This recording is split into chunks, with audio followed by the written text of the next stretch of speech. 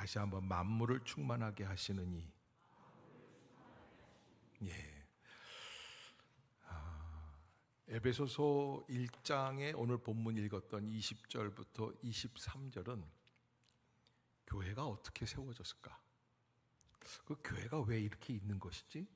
라고 하는 궁금증들이 있을 수 있습니다. 심지어 지금 이 자리에 와 있는 예수를 믿음으로 고백한다는 우리들에게도 교회란 뭘까? 라는 뚜렷한 생각들이 없을 때가 있죠. 그래서 그런 분들을 위해서 바울은 2000년 전에 이 말씀을 기록을 해 놓았습니다.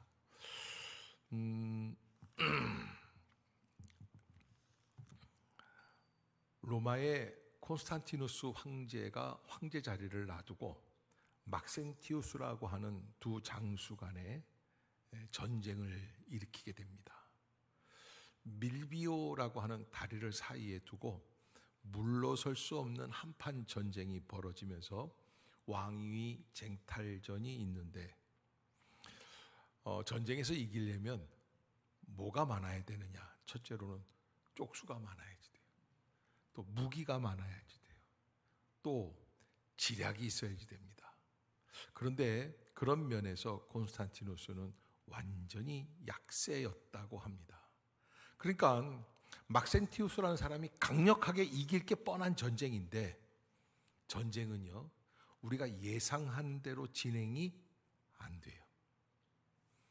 오히려 약세라고 했던 콘스탄티누스가 그 모든 절망적인 환경을 뒤집고 자기가 승리를 하고 로마 황제로 등극하게 됩니다.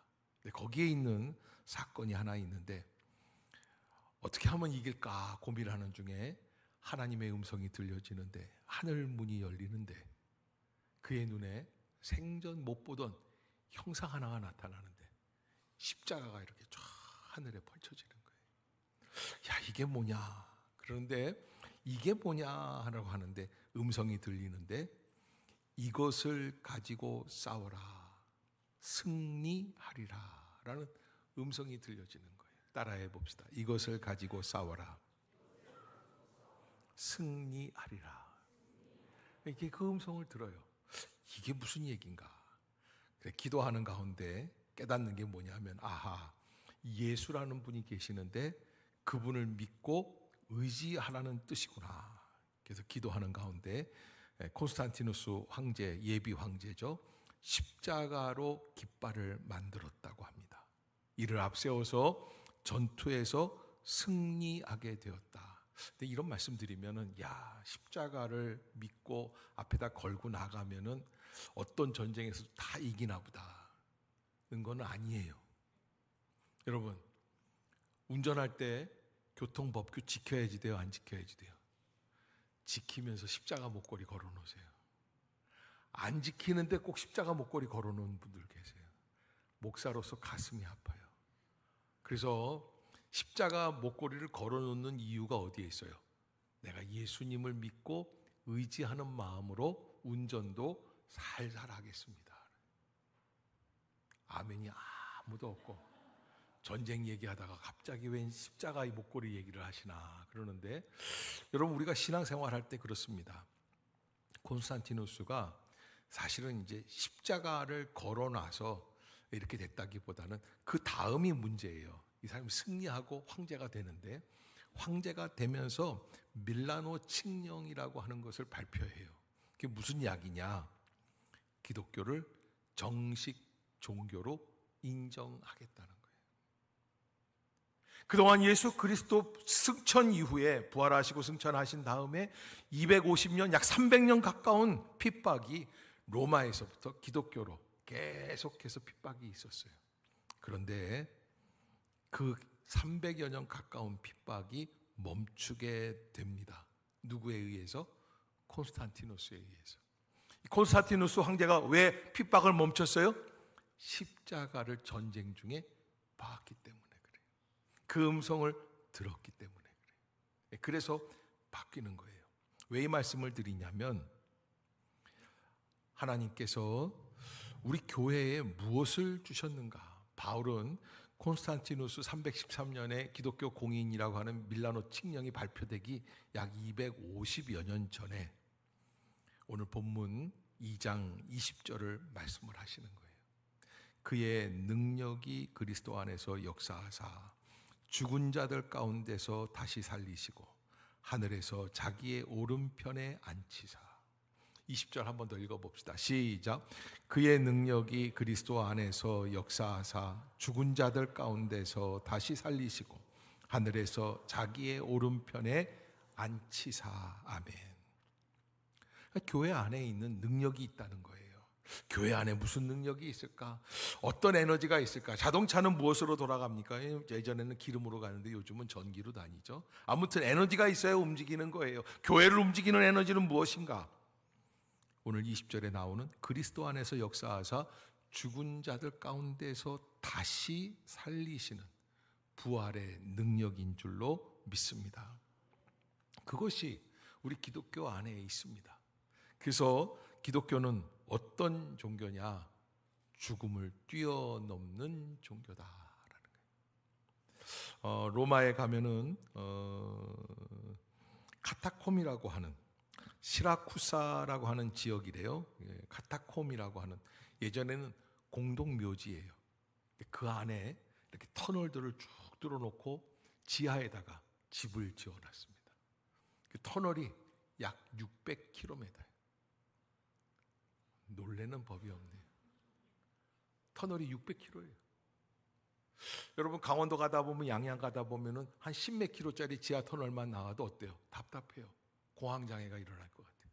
600km 그 안에 갇혀서 이 사람들이 왜 거기에서 300년 가까이 지냈느냐? 신앙을 지키기 위해서. 그래서 그걸 카타콤이라고 이야기를 합니다.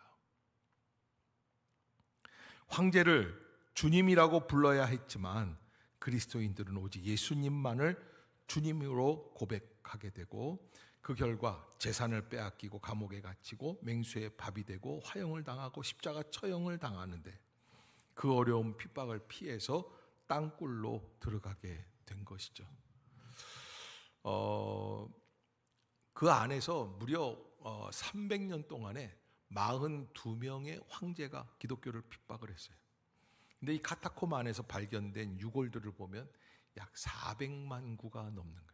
약 400만 명이 그 안에서 300년 동안 지내면서 죽음으로써 예수 그리스도를 믿는 순교의 길을 걸어가게 되었다라고 합니다. 그의 능력이 그리스도 안에서 역사하사 죽은 자들 가운데서 다시 살리시고 그들이 암울한 현실 속에서 이미 종교가 인정이 되고 그렇게 된 게 아니에요. 허락이 된 게 아니에요. 환경은 변하지가 않습니다. 현실은 어렵습니다. 그러나 그 어려운 현실 속에서 바울이 전하여 주신 이 말씀, 그의 능력이 그리스도 안에서 역사하사 죽은 자들 가운데서 어떻게 하신다? 다시 살리신다. 따라해 봅시다. 죽은 자들 가운데서 다시 살리십니다. 그러니까 여러분, 이 카타콤이라고 하는 이 죽음의 공동묘지는 예수를 믿는 사람들로 인하여서 죽음의 장소가 아니라 부활을 기다리는 장소로 바뀌게 된 줄로 믿습니다.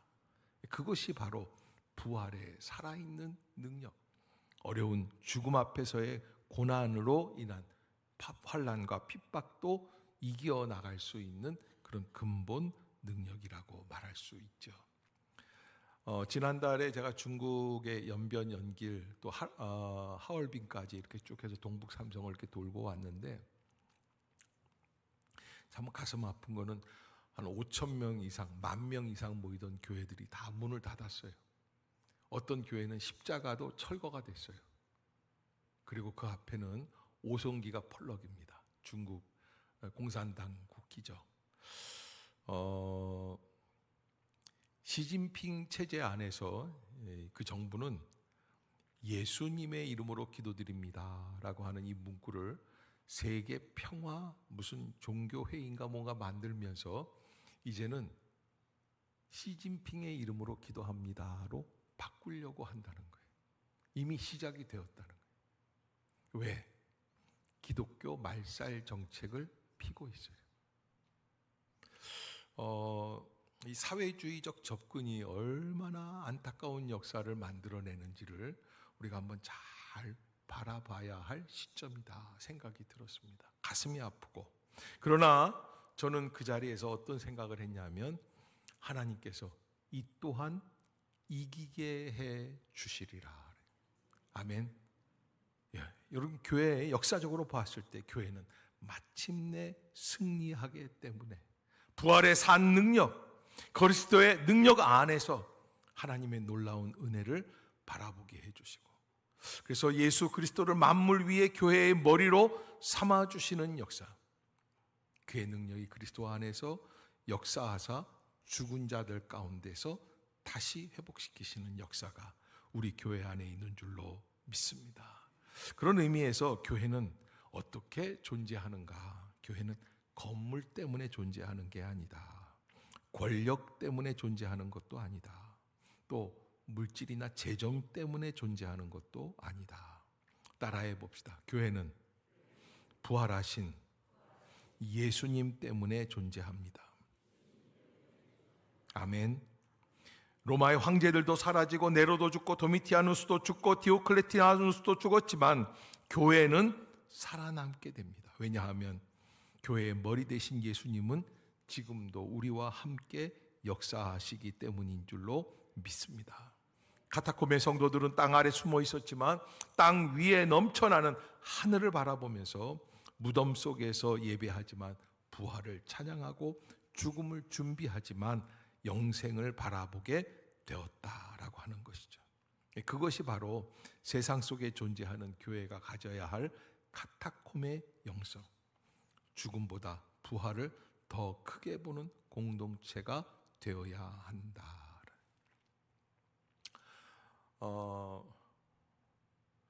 이거 뭐 남의 얘기를 해서 미안하긴 하지만, 제가 서울 영락교회에 있을 때 어느 권사님 남편이 돌아가셨어요. 갑자기 암으로 해서, 말기 암이었으니까 늦게 발견이 돼서 갑자기 돌아가셨는데 굉장히 슬픔이 크셔요. 봉천동에 사시던 그 할머니 권사님이신데, 남편 그 관을, 예전에는 이제 그 매장을 하니까 매장이 한 길 가까이 들어갑니다. 땅을 파고 그리고 관을 집어넣습니다. 급기야 얼마나 막 울고 그냥 막 통곡하시는지 따라 뛰어 들어갔어요. 사람들이 어쩔 줄은 몰라요. 막 자녀들이 와서 엄마 왜 그래? 그러면 아니야, 나도 아빠 따라갈래. 막 그러시더라고요. 그럼 뭐 한 30분을 지체하는 거예요. 그 권사님 소동 때문에. 목사님이 말리다가 안 되니까 화가 나서 묻어 그랬어요. 금방 나오시더라고요. 근데 여러분, 누가 돌아가시거나 죽거나 곁에 있는 분이 세상을 떠나고 이럴 때 우리가 조심해야 될 게, 이게 슬픔이라는 게 인간적 슬픔으로 끝나면 안 돼요. 아멘. 인간적 슬픔이 뭐예요? 육체적인 결별 때문에 슬퍼하는 거예요. 다시는 못 볼 것처럼. 그러나 우리는 다시 못 볼 사람이 아니라 어때요? 다시 예수 그리스도의 부활과 함께 다시 만나야 할 사람이에요. 어떤 고사님은 남편이 돌아가시는데 이런 이야기를 하시더라고요. 여보, 또 너무 무서우니까 부인 손을 못 놓으니까 제 손을 놓고 예수님 손을 잡으세요. 참 큰 감동이 되었어요. 내 손을 놓고 주님 손을 잡으세요. 부활의 신앙이라는 것은 죽음이 두렵지 않은 신앙, 죽음을 뛰어넘는 신앙, 죽음 이후에도 우리의 여호와 하나님의 살아계심의 역사가 존재한다는 사실을 믿는 신앙입니다. 카타콤 벽에는 셉티머스 프레텍타터스라고 하는 사람, 한 성도입니다. 이렇게 써 있습니다. 하나님의 종 실리시아의 탭터머스 프레텍타터스. 이름이 좀 그렇죠. 나는 가치 있는 삶을 살다가 세상을 떠납니다. 저는 주님을 섬김으로 이곳에서 죽는 것을 후회하지 않습니다.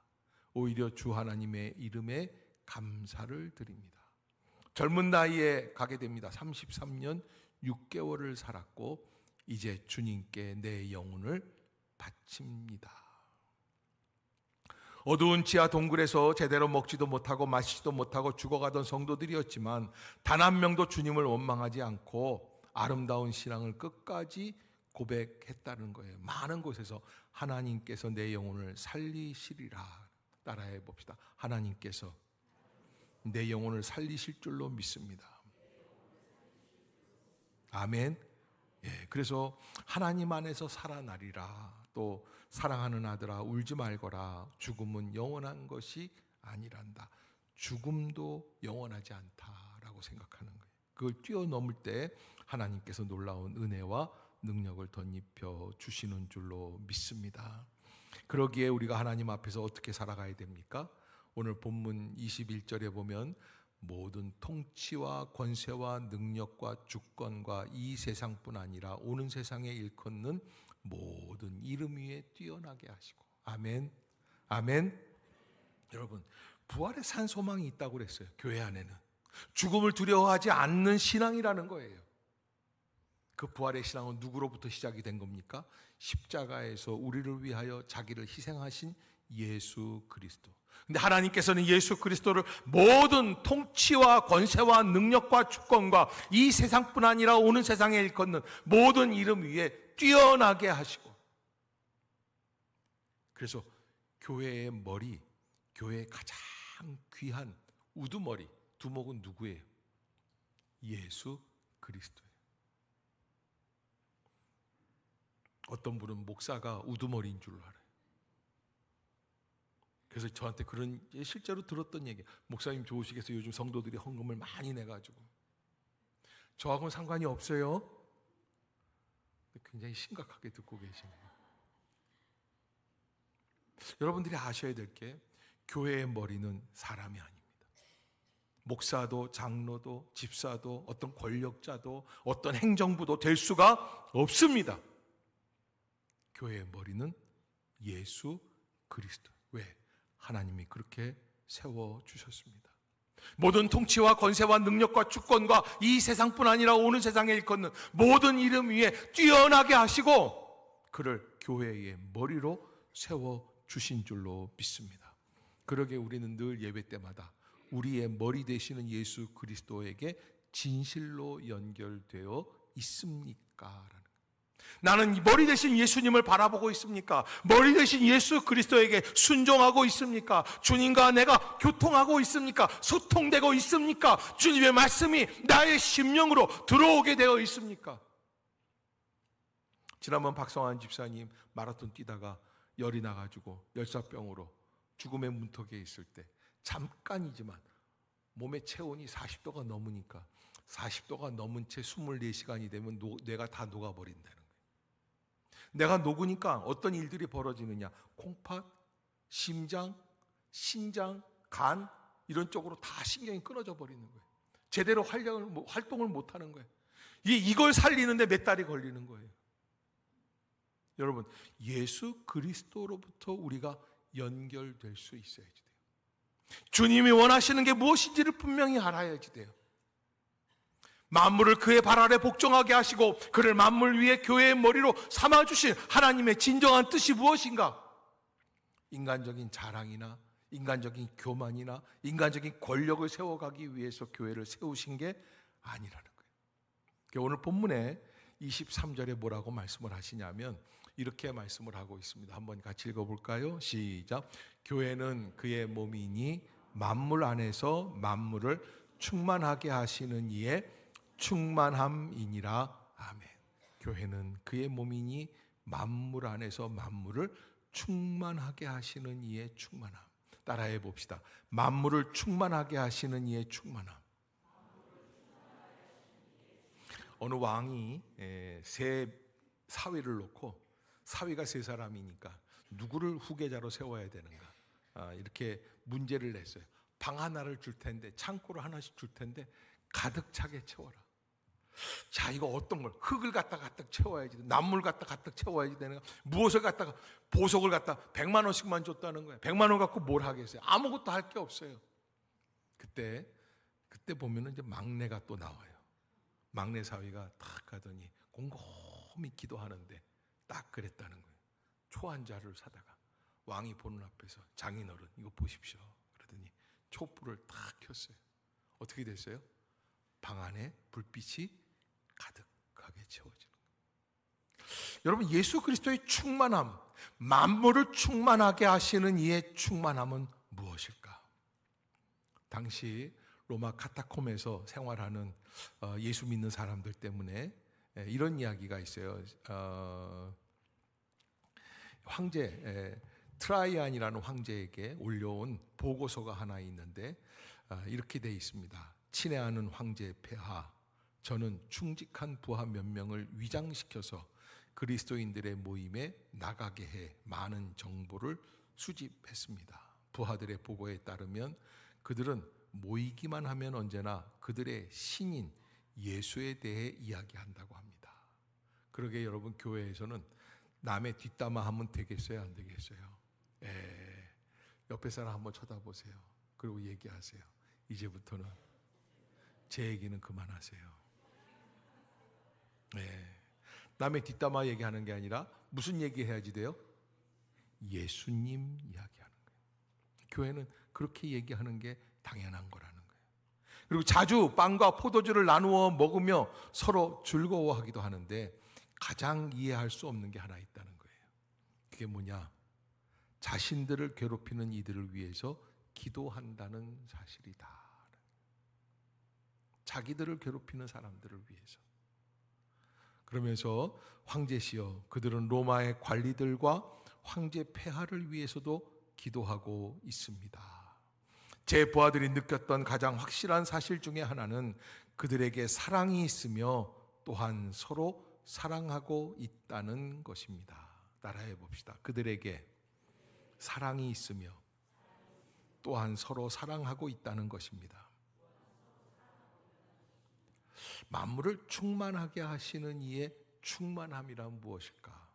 예수께서 십자가에서 우리를 위하여 죽으시는 그 인간의 상식을 뛰어넘는 사랑. 그래서 그들은 사랑하고 있으며 또 서로 사랑하고 있다는 것이다. 사랑이 있다는 거예요. 저는 여러분들이 오늘 예배를 끝내면서 한번 이렇게 질문을 해봤으면 좋겠어요. 내 안에 예수님의 사랑이 있는가? 교회 안에서 혹시 외면하는 사람은 외면해버리고 사랑하고 싶은 사람만 사랑하는 것, 그런 일들은 없기를 바라겠습니다. 옆에 사람 바라보시고요. 제대로 사랑합시다. 제가 늘 말씀드리는데 교회 안에 와서는 또 열심히 사랑하는데 집에 가면 영 시원치가 않아요. 그래서 여러분, 집에 있는 가장 가까운 남편, 아내, 형제, 자녀들 진심으로 사랑할 수 있기를 주의 이름으로 축복합니다. 그것이 우리 안에서 만물을 충만하게 하시는 이의 충만함으로 나아가는 은혜의 통로가 될 줄로 믿습니다.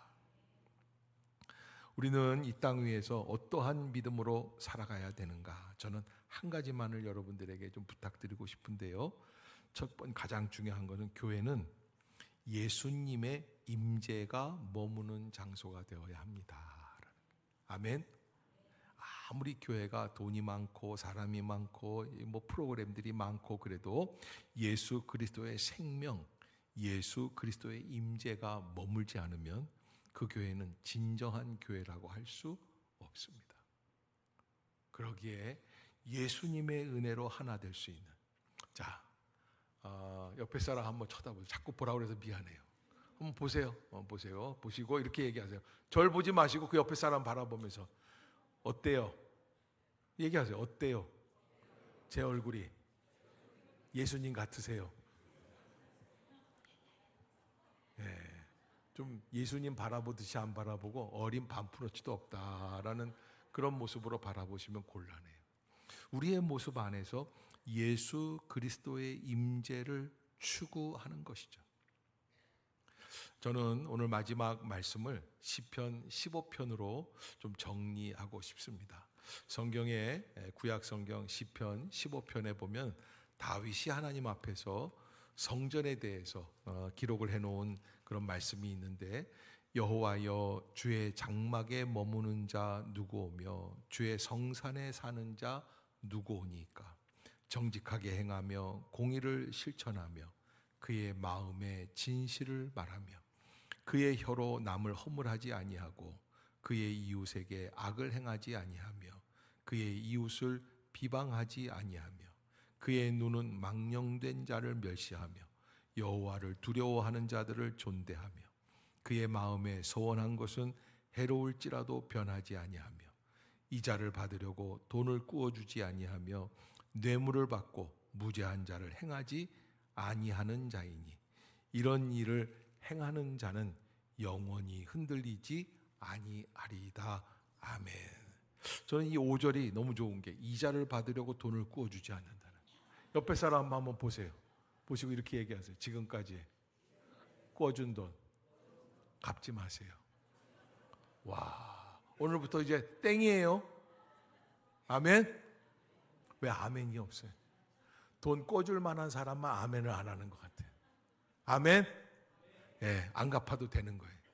그리고 새롭게 시작하고 앞으로는 꿔주지 말고 나눌 수 있는 믿음의 사랑들이 시작되시기를 주의 이름으로 축복합니다. 이런 분이 있어요. 목사님, 어떻게 해야 돈을 안 꿔줄 수 있습니까? 제가 한 가지 말씀을 드릴게요. 돈 있는 척을 하지 마세요. 네. 그리고선 하나님께 좀 드리세요. 네. 그게 방법이에요. 여러분들이 꼭 잊지 마시고 좀 꾸어주고 이자 받고 어떻게 하고 또 뇌물 주고 뭐 이렇게, 이게 다 무죄한 자를 해하려고 하는 이런 일들, 하나님 앞에서 온전히 주님만을 바라볼 수 있는 믿음의 성도들이 되어서 하나님께 영광을 돌릴 수 있는 흔들리지 않는 믿음의 성도들이 되시기를 주의 이름으로 축복합니다. 기도하겠습니다.